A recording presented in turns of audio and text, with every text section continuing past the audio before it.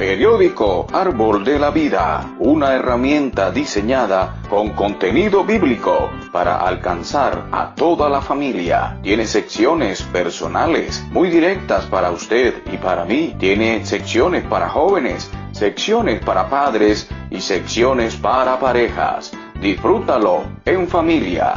A continuación, tenemos la siguiente sección del periódico número 184. Sección 1. Necesitamos crecer en vida. De manera que yo, hermanos, no pude hablaros como a espirituales, sino como a carnales, como a niños en Cristo. 1 Corintios 3:1. El infantilismo espiritual es el factor básico de todos los problemas mencionados por Pablo en la carta que escribió a los Corintios: celos, división, litigios, problemas en el matrimonio, falta de sumisión a Dios, etc. El tema del crecimiento involucra a todos los hijos de Dios.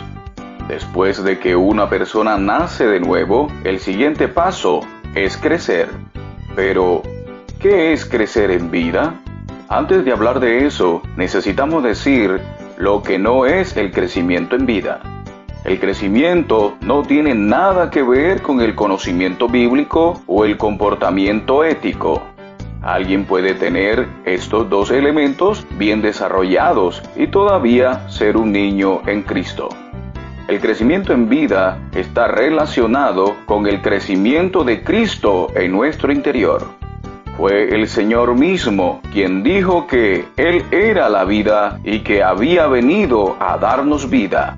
Toda la realidad espiritual que ganamos cuando oramos, leemos la palabra o nos negamos a nosotros mismos en las diversas circunstancias de la vida diaria, permite que se trabajen en nosotros cada vez más elementos de la vida divina, lo que promueve el aumento de la vida.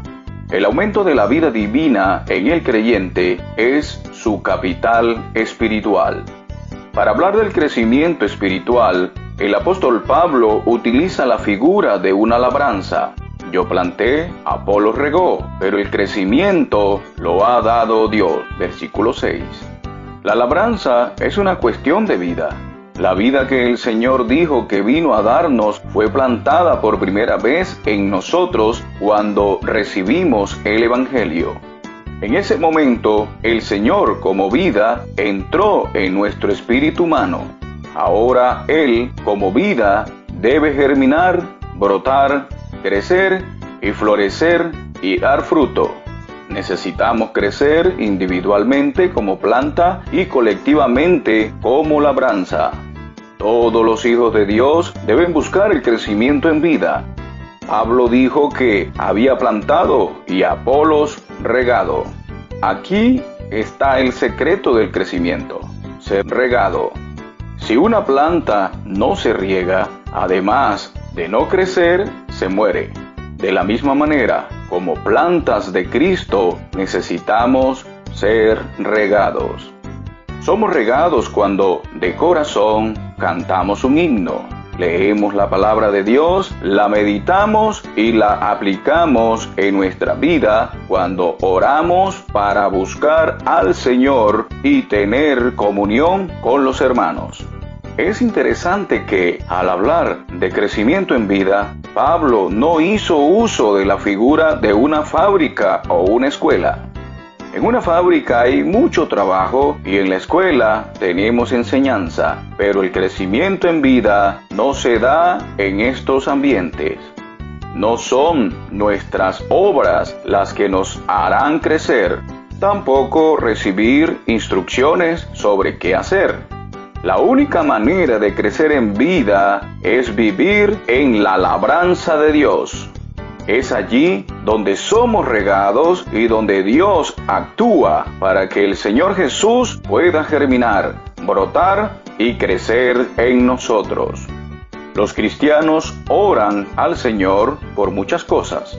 Les piden que los bendigan en el trabajo, en las relaciones. Ellos oran por un buen empleo y bienes materiales, pero muchos no oran por el crecimiento en vida. Debemos orar al Señor por esto. De lo contrario, nos quedaremos mucho más tiempo como niños en Cristo. Que las ricas palabras contenidas en esta nueva edición lleguen a ti, amado lector, amado oyente, como un verdadero riego y cooperen con tu crecimiento espiritual. Que el Señor te siga bendiciendo. Amén.